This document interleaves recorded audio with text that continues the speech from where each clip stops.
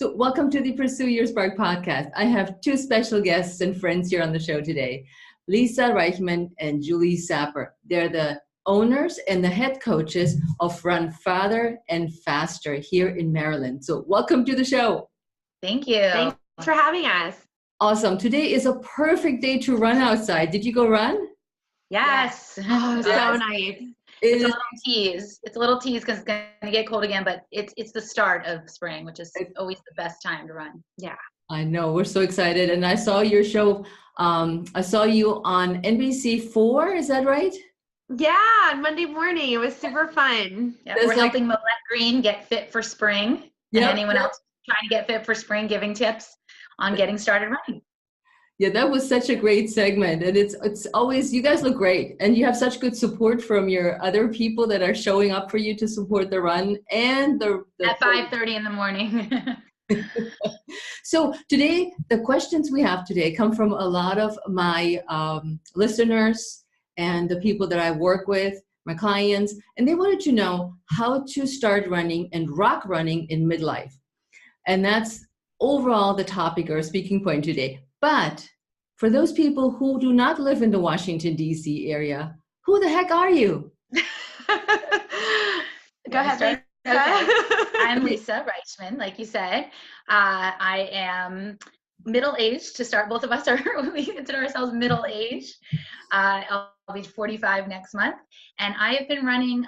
I was not an athlete when I was younger. I actually didn't do any organized sports. I still tell people I was the last picked for everything. I did some dance and cheerleading and that sort of thing, but never anything athletic. And I didn't start running until I was in law school as sort of a source of stress relief. I had some friends who would run and they'd say, oh, let's go run. I thought, all right, let's go for a little run. And my sister was a student teacher at a local elementary school here in Montgomery County. And she asked me if I would come run a little 5K one day. She said, you've been running with your friends. Do you want to come run this 5K? And I said, sure. And it was a very small race. It was mostly kids and their parents. And I ended up taking second place woman after Jean Arthur, one of our friends from the Montgomery County Road Runners Club. And I thought, wow, they got a gift certificate or some prize. And I thought, that's pretty cool. I've never won anything before. And that was the beginning of it. I started with 5Ks, worked up to a 10K, said I would never run a marathon, and ended up running Marine Corps Marathon in 2000. Okay. And I have run over 35 marathons since then. So clearly that didn't happen, that vow not to run marathons. And I run the Boston Marathon. This will be my 16th year running the Boston Marathon. I also transitioned into multi-sport. 16 Boston Marathons. Yes. This will be my 16th. Is that correct? Yes. This will be my 16th Boston Marathon. So I also transitioned into multi-sport, so duathlon, which is run, bike, run, and triathlon after the birth of my third child. And do that. I actually enjoy duathlon a lot because I don't like swimming, so I like doing the run, bike, run. Yeah, so, swimming to me is also the toughest part of a triathlon. I'm like, please, do I have to swim? Yeah, but for exactly. That's the warm up. So yeah, and Julie and I met about 10 years ago. Wait, we're gonna get to Julie first. So Julie, tell us about you. So like Lisa, I was not on competitive athletic teams growing up. Like Lisa, I was a dancer and a cheerleader, and I hated to run. I always like to tell people about a journal I had that is now a book in my daughter's room, where I had to chronicle what I liked and didn't like about school, and I think it was third grade. And one of the comments when the journal had a blank, what I don't like about school was running in PE class. So clearly I was not a runner, and I never considered myself to be one. And then like Lisa, I was in law school and I couldn't afford to join a gym. So I went to American University Law School, and I would go out my apartment and run up and down Connecticut Avenue and just do a little bit more each day. And eventually that transitioned into me running a race with my first job at a law firm, Lawyers Have Heart, which I still run today. Yeah. And I'm also proud to serve on the board of that race now. And that then transitioned after a few years of running casually and running my first 10K. I found myself at the start line of the Marine Corps Marathon, also in 2000, like Lisa. And I ran my first marathon with Jen Schwartz, who is someone who runs with us in Montgomery County Roadrunners. And I finished in 3:59:56 because that was my goal, to finish under 4 hours. And since then, I ran Marine Corps 5 more times.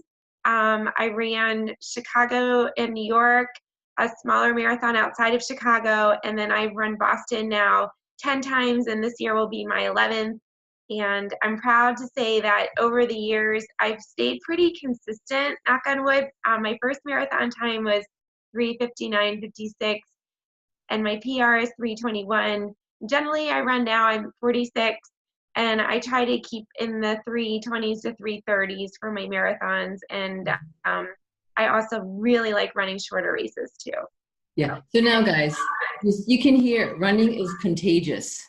So if you don't run just yet and you heard all this, and the numbers may not mean anything to you, what 3:20 is or 4, but for the runners that are listening, they know exactly what we're talking about. So both of them are speedsters. For those of you who don't know what that means, they are just loving to run. So be aware, after this podcast, you may start running and love it too. So with that, these two have met. So how did you guys meet? So actually, a neighbor of mine had been telling me for several years that, oh, you have to meet this other woman that I know. She reminds me a lot of you. She has young kids. She's an attorney. She, she runs a lot of races and does really well. And you probably know her name. And oh, she just got certified as a running coach, just like you.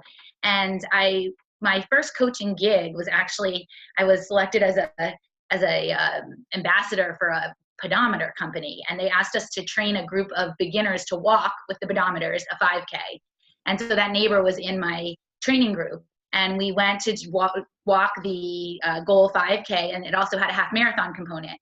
And while we were there picking up our packets, my neighbor said, oh, there is the woman I've been telling you about. Her name's Julie. Let me introduce you. So it was at that race that we met, and we exchanged contact information, and just got in touch after that. I had been doing a small running program at the Jewish Community Center of Greater Washington, and Julie had just started doing a running program for the City of Rockville Recreation Department.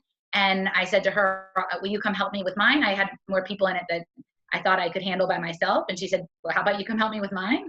And we helped each other and had really a lot of fun and enjoyed being with each other. It was like we were these long lost sisters that you heard our background stories are very parallel. And it was funny. We just kept discovering these similarities and wait, you too, and wait, you too. And we decided we could do this on our own. So we established an LLC, and we started it as really a fun thing to do, something we were passionate about. We both love running. It's brought us a lot of confidence, achievements. It's helped us balance our lives. And we wanted to bring that to other people. And it was more a labor of love and something just we really wanted to do in our hearts. And over the last 10 years, it's turned into a very large business. We've coached probably close to 1,000 runners now through groups, individuals, institutional programs. The Montgomery County Public School System we've done now for 4 years or 8 semesters, a program for their faculty and staff. Yeah. Programs for MedImmune, AstraZeneca. Montgomery College. Right, yeah, Montgomery College. So between all of those. This brings us back to Montgomery County, because we met running in Montgomery County through the Montgomery County Roadrunners. Yes. And we ran Boston bound with our former coach. And Julie, that's a good story you can tell. Sure. So Lisa and I are also active members of the Montgomery County Roadrunners Club. And what we are doing with Run Farther and Faster, we consider us to be alongside the Roadrunners Club and collaborating with the club. We are not competitors. And we say that because the club brings us so much joy, and we enjoy giving back to the club. And we're so happy that we're also able to coach runners in and out of the club as well, and enhance club members through our coaching as well. And I was inspired to become a coach through being coached by Mike Broderick. I had, as you heard me say earlier, I had finished a marathon under 4 hours, and Mike helped me with his coaching. The first season I worked with him, I suddenly brought my marathon time down to 3:28. So Mike quickly taught me the importance of modifying your paces and understanding that there's a purpose to every run, and to never just go out and run the same pace every time. Once you've gotten past running the walk-run base that one needs to do, which we'll talk about in a minute. And Mike's coaching also inspired me because he really helped to form a community among runners where people work together rather than individually, and that's really key. So when Mike was teaching a coaching course, I took his course. I learned a tremendous amount, and sadly, Mike passed away almost 10 years ago of lung cancer, just as we were starting our venture. But I do remember talking with Mike about it, and he was so proud of me for doing this Run Farther and Faster thing. And he did know about us before he passed. And I always feel so good about it because when we have a coaching challenge, I still to myself ask, what would Mike say? What would Mike do? And I know I'm not alone when I say that his influence has enhanced the lives of so many other runners and coaches in our area as well. Yeah, so your coaching program, Run Further and Faster, seemingly fits in with the running community that is around us, and that has never, at least my sense, never been a competitor to any of the other programs, or that anybody was saying, oh, look at them, they're coaching now another program. And I think that is a great benefit to our community, that everybody can find their niche. Because do you guys coach mostly women or some guys too? We coach anyone. We coach people of all abilities, genders, and our groups have more women than men, but we coach a lot of men. Our Speed and Strength program, particularly, which is our group program that starts in May and ends in July, it is a specific program to help people with their form and strength. So wherever they're at with their level, whether they're very beginner or very advanced, they're able to work on all of those little things to make them a better, stronger, faster runner. So that does attract quite a few men because everyone wants to be better, especially as we get older. We realize that there's little things we can do to enhance our running. Individual coaching we provide, which is where we provide virtual coaching for runners all around the country and the world. We have men that we coach as well. And frankly, it doesn't matter. When we coach women, we of course think about issues unique to women. When we coach men, we think about issues unique to men. I think everyone's an individual, and we do our best to coach people to their individual needs regardless of their gender. Yeah, I think women tend to gravitate towards the group programs anyway, in general. Women are just more social. They want to be with their friends. They need that camaraderie. Men are like, give me a schedule. I will follow it. I don't need to be with a group. So that just tends to, but we have both men and women.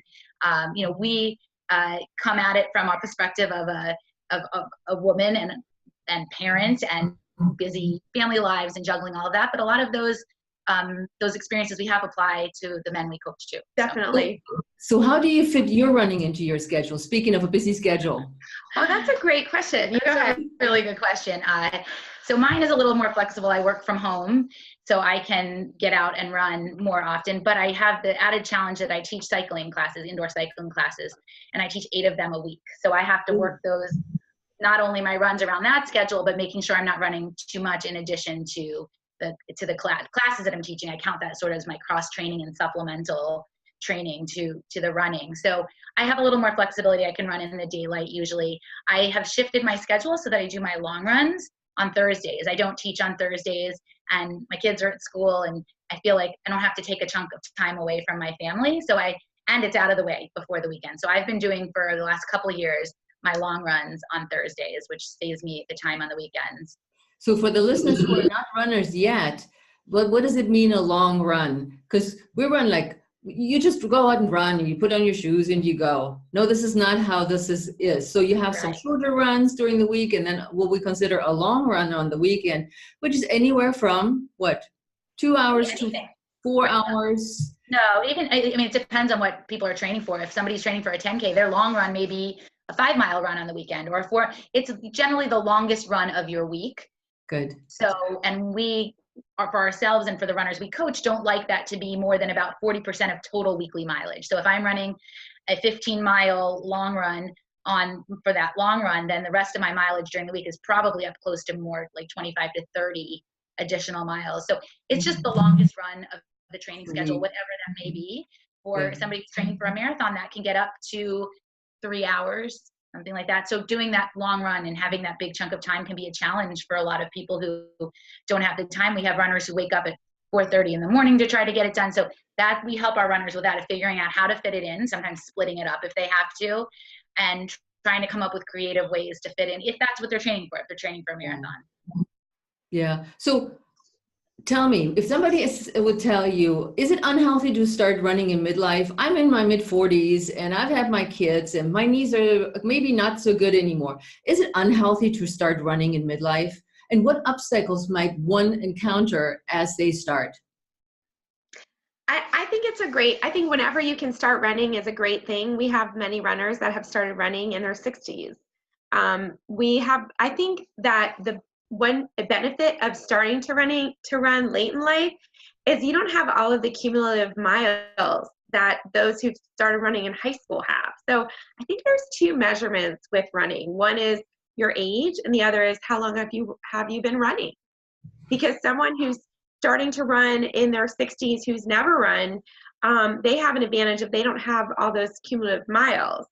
Conversely, someone who's taken a long hiatus but ran, let's say, for 10, 20 years from high school until their 40s, they may have some aches and pains left over from that time. So sometimes it's an advantage to run later in life. And they may not be enthusiastic about it anymore. So true. Burnout. Right. It's something changing what you do. And there's no reason, there's no contraindication. Age is not a contraindication to running. You have to start doing it. You have to do it the right way. So if you do it the right way, it's something that you can use as stress release. You know, if you just want to be able, you don't even need to have a goal of, I want to run a 5K, I want a marathon. You can say, I want to incorporate running as an option for easy fitness. You just need a good pair of running shoes and you can go out your door. You don't need to join a gym. You don't need to make it to a class on time. So maybe somebody just wants an easy, convenient way to exercise. Maybe somebody wants their 45 minutes, 60 minutes of the day to meditate, and that's their run, is just to get out and decompress. And so it doesn't have to be that you decide in midlife or at any time, oh, I want to now do a marathon or I want to do a 5K. Maybe it's just something you want to try, incorporate, you want your family to do with you. You want to go for a run with your kids or your spouse or your friends. So it can be any number of reasons that you decide to take up running. Are there any obstacles that you can think of from experience working with your groups that you come across when somebody had reservations about why they don't want to start running? I think anyone who's been working with you, Heike, they have an advantage, and that is that they have core strength. For people who don't do any resistance training or any core strength training, it's really important to do that at the same time as you're running, because as we get older, if we just run and don't do any resistance or body weight training, that can cause problems, not only in terms of your muscles and aches and pains, but also your form. And also people who typically say, as you know, I have bad knees. Really, it's probably not your knees. It's that you don't have strong muscles surrounding your knees to support them. And as a result, you're having pains all the way up and down what we call the kinetic chain. For example, a pain in your heel may be related to the fact that your butt is weak, and your butt is the powerhouse of running. So all of this means that it's very important when starting a running program, young or starting late in life, it doesn't matter, you still need to strength train. Strength training. Yeah. So you don't have to be good at running to start running. No. Many of us are not good or don't feel like we're good. And that's the beautiful thing about running, is there's no real measurement of good. We don't say if you don't run X pace, that means you're not good. You're below good. It's, are you enjoying it? Are you healthy? Is it fulfilling whatever goals you had, that stress release, that time with your family, whatever? Is it making you happy? If it's causing stress, then that's clearly not. But it's really, yeah. Yeah, and it's really also, it's important to remember, and this is huge, is that sometimes when people who don't run think about running, they think of people sprinting. The pace that's appropriate for all runners, and we subscribe to this as well, is a pace that you can talk and run at the same time. So when we start out beginner runners, they do walk-run intervals, run 1 minute, walk 1 minute, or run 30 seconds, walk 2 minutes, whatever works for that runner. And that run pace is one that they can run and talk at the same time. If that feels exceedingly slow, then that's probably the right pace. Yep. I think this is a good thing to hear from a coach, that it's not all or nothing. It's not like you see the gazelles running down the street and you're thinking, oh my God, this is what a runner looks like, and I can't do that, which is so not true. As you just pointed out, it's like you start slow and steady and see wherever, just like Lisa said, wherever it takes you. It may take you shorter or longer distances. So you don't have to be good, and all you need to start running is what? Running shoes. From a running store. So you don't want to go into a big box store and look at the shoes and see that they have a section that says running and say, oh, that's a nice color. They seem to fit. Let me take them. A running store, the staff will watch you run, see if you pronate, look at your feet, see if they have high arches, talk to you about what are your goals. Are you going to be somebody running 100 miles a week? Or are you going to be somebody running 10 miles a week? Have you had any injuries? And then they will determine the right type of shoe for you. So there are stability shoes, neutral shoes. You may need an insert in the shoe, but really the most reliable source for that information is a running store. And the shoes may be a little bit more expensive than you get them in a discount store. But we always say spending money on the shoes is better than spending money on physical therapy later. Yeah. Very important to get the right shoes. And just so your listeners understand, they go into a running store and they tell them, you wear a size 7, but we're going to give you a size 8 running shoe. And they, wow, that's too big for me. That's standard, and that is correct because your foot swells when you run. So don't be surprised if those shoes are 1 to 1.5 sizes larger than your standard shoe. I made that exact mistake before when I started running and ended up with shin splints. I just went out and got a pair of shoes and just started running, whatever that was, had shin splints, and my toes was poking through the top of the shoe. So, but I had nobody that could help me or coach me at this point. So I gave up running and I said, nah, this is not for me. So this is good to hear for somebody, because I went through this whole shoe ordeal, investing good shoes, because that's really all you need to go out there and do your thing.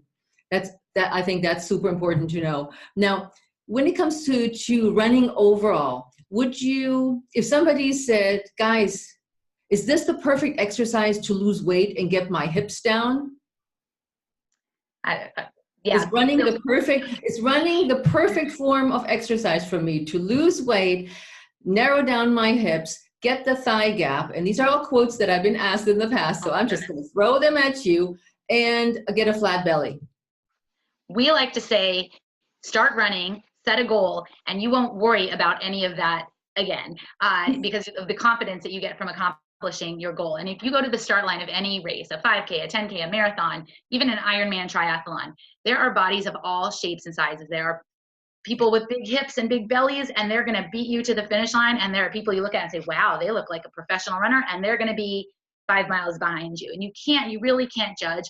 Now, look, if you start any new type of exercise, if you're doing nothing or you're doing one type of exercise and you switch, your body composition will probably change. You'll probably lose some weight at first, maybe not. You'll notice different muscles toning, and you may notice some shape shift, but really what determines your body shape is your genetics. So you're not going to run that off, and you really want to work with it instead and look at it as a strength. Great, I have really strong hips. I have we were talking about the powerhouse of running. So if you've got a big butt, you've got a big engine, you've got a big powerhouse. So we always say the runners that we see start and then accomplish their goals, they sort of lose track in the end of like, oh, I started this because I was self-conscious of my butt. They're like, wow, I just finished a 5K and I'm strong. I don't even care. So can it change your shape? It probably will change some. You'll probably notice some shift if you've never run before, and it may help. A lot of people do use running to help with weight loss. When they do, they have to be really careful to fuel their runs properly. So the trap some people fall into is they don't eat well, and they don't eat enough, and they're running, and then they get injured because they're not fueling their bodies. So that's a tricky line where you don't want to be depriving yourself of nutrients and calories that your body needs because you're trying to lose weight and you're using the running to lose weight, and you end up getting injured. But generally speaking, we like to see the runners develop that confidence that they don't really care after that they think their hips are big because they just finished a 5K. Yep, confidence. I find too that running gives you so much more confidence, and you feel so accomplished and so healthy because you're outside and you enjoy the sunlight and you get fresh air, and you, like you said earlier, you de-stress. The benefits are so much more on that spectrum of what can I accomplish through running. But I just wanted to put out those questions that I've gotten, and I said, yep, the expert will let us know what exactly to do. So you touched a little bit on injuries. How would somebody prevent injuries, or is it possible to prevent injuries? I think the most important thing is using common sense and listening to your body. We work really closely with a wonderful physical therapist at ProAction Physical Therapy, Rachel Miller, who owns it. And she taught us many years ago to teach our runners the palm pointer test. So if you take your palm and you run it over your muscle, and the pain is around your palm, that's general soreness. If you can take your index finger and point directly to a pain and it feels like a bruise, then that likely might be the start of an injury. So if you have something that may feel like the start of an injury, using common sense would be to back off the activity that may have caused the injury. So take a day or two off and see how you feel. Test it out. If it still hurts, take another day or two off and do some cross training. And cross training is any other aerobic activity that's not impactful that sort of can build your cardiovascular fitness in addition to running. Another way to prevent injury, cycling, swimming, elliptical, rowing. Another way to prevent injury is to follow a reasonable schedule. A lot of people use coaches. This is why we coach, because we provide people with the guidance that they need to hopefully prevent injury. And by runners communicating with us and saying, I'm following the schedule, but today when I went out for my run, my left toe hurt. Okay, well, it sounds like there might be something going on with your shoe where you're putting a lot of weight in the wrong place. Maybe go get your shoes checked. And in the meantime, let's take tomorrow off, even though your schedule says to run, so we can prevent it from being exacerbated. So sometimes it's just having a third party, whether it's a coach, a running partner, a friend, to just kind of take a look at the whole picture and tell you when to back off, and so you know not to run through a potential injury. Yeah, a lot of injuries, if they have the right running shoes, and if they're doing strength training, which we can talk about more, happen because somebody tries to do too much, too soon, too fast. So they get excited, the weather gets nice outside, and they think, oh, I'm going to go run 3 miles, and they haven't been out all winter, they haven't been out at all, and then they say the next day, it's another nice day, I'm going to go do it again, and they might run a little fast because they're hyped up about the weather, they're pumped up, or they only have a half hour, so they want to get in as much as they can in that half hour.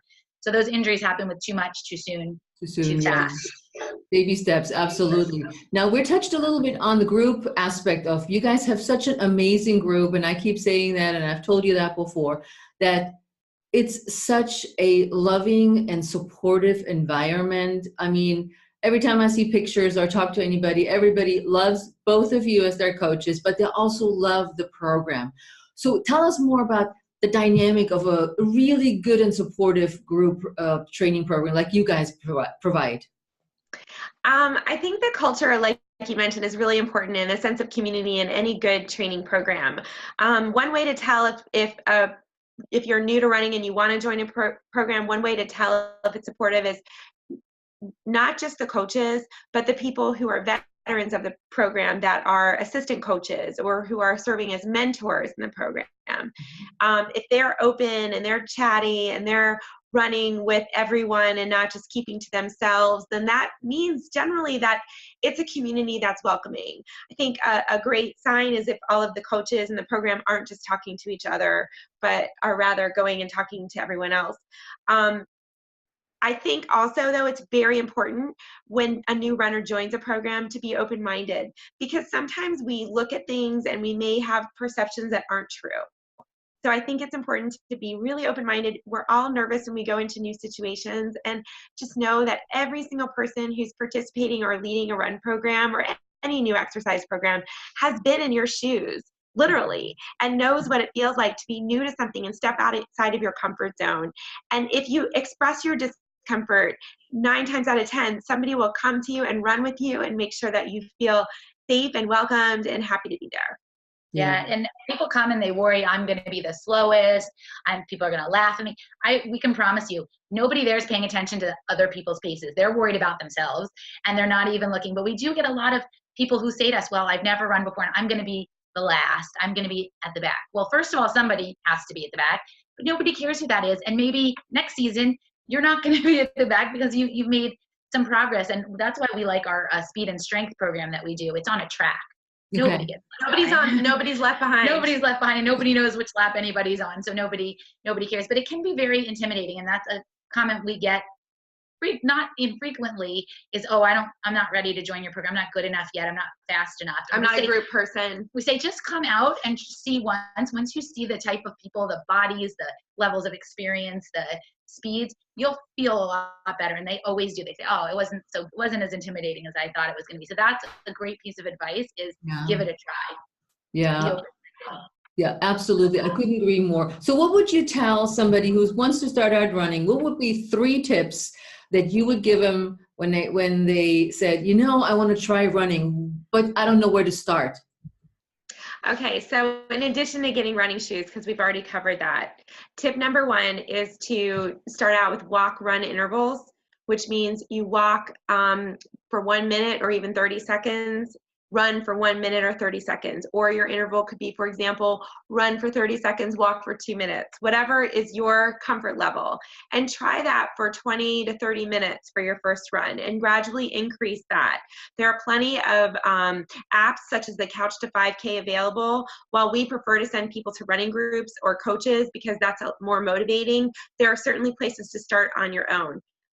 Within that tip, for tip number 1, when doing the walk-run intervals, as we mentioned earlier, make sure that the run is conversational, that you can talk and run at the same time, and that the walk is brisk enough that you can keep your heart rate up. Okay, so not just sauntering down the street. Correct. Yes. Tip number 2 would be to find some running buddies or some accountability.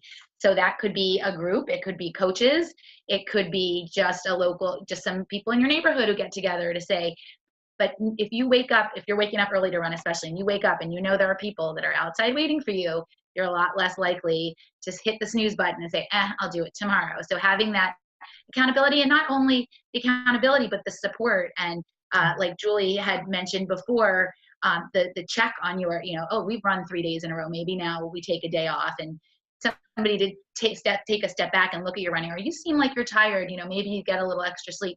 So having that accountability and the buddy system is really is a great way for somebody who's just starting to try to get into that habit. Yeah, because I remember when I didn't show up for some of my runs because I wanted to sleep in, and all the crap I got from my buddies saying, hey, you slept in, what were you thinking, we're waiting for you. That's awesome. And now with social media, you can even post here we were in the morning. Yeah. Everybody knows you slept in. That keeps you accountable, right? Yeah, you'll know you missed that opportunity. Okay, Run Farther and Faster peeps, watch out. Your coaches are onto you. They can find you on social media. You just heard it here live on Pursue Your Spark. We'll see. And the 3rd tip? The 3rd tip is to find your why. So if your why is signing up for a race to support a cause that's important to you, or to sign up for a race because you want to show your family that you can run a 5K, or just to have a race or a goal, maybe it's to run with your daughter if you have one for Girls in the Run. Whatever your why is, have that goal and hang it out like carrot and keep it in mind, especially when things get tough. You'll have a reason to keep going. And if signing up for a race is part of that, actually getting on and registering and paying your money for that gives you the motivation and a solid date on the calendar that you've got to work towards. So it's hard to put off the training if you've got that date looming in the future to have that race, if that's your goal. But like you said, sometimes somebody's goal is just to be able to run with their kids, or to be able to go on vacation in the summer and run when they're on vacation and explore a new city or something like that. Yep, I love to do that. Me too. Well, we're going to Australia this year, so I'm so excited to see where we're going to run in Sydney and Melbourne. So that should be beautiful. Nice photo opportunities. Yes. Yeah, that's amazing. Wait to hear about that. Any final words for our listeners, and how can they reach you? My final words would just be that running not only opens a lot of fitness doors, but it also opens a lot of opportunities to meet people that maybe you otherwise wouldn't meet in other settings. When people run together, they tend to open up and talk, and suddenly you have friends that you may not have otherwise met. And I think that's something that's really special about running. There's a community out there of runners. They're generally super nice people, and running opens doors personally and professionally. We both have found. So our contact information. Yeah, you can email us at Julie and Lisa at runfartherandfaster.com. Our website is runfartherandfaster.com, and we are on Instagram, Facebook, Twitter, Run Farther and Faster. Oh, and we have a podcast. Yes, yeah. It's a limited edition Boston Marathon Prep podcast, but it's appropriate for anyone. We've had the opportunity to interview some really great people, and it's called Run Farther and Faster as well. Heike, thank you so much for having us. You are so awesome. And we know all the people that you coach are so lucky because you've worked with our runners and you're amazing. And we just really love all that you do to keep runners strong and healthy. So thanks for allowing us to come on your podcast. We really appreciate it. It is my pleasure. And the listeners need to know you guys only live about 12 miles away from each other, but it almost could be like they live on the other side of the planet. We train different terrains. Area. So we have to get each other on the podcast to actually see each other and go, oh my God, I missed you. How you been? That's right. It's awesome. Modern technology. Yes, so definitely. Thanks for being here and sharing all your knowledge, because I love what I see on social, how you train runners to become so successful and confident. Well, we do it with a team of people like you who help us help our runners. So we appreciate what you do. Thank you. We'll see you soon. Bye. Okay, bye.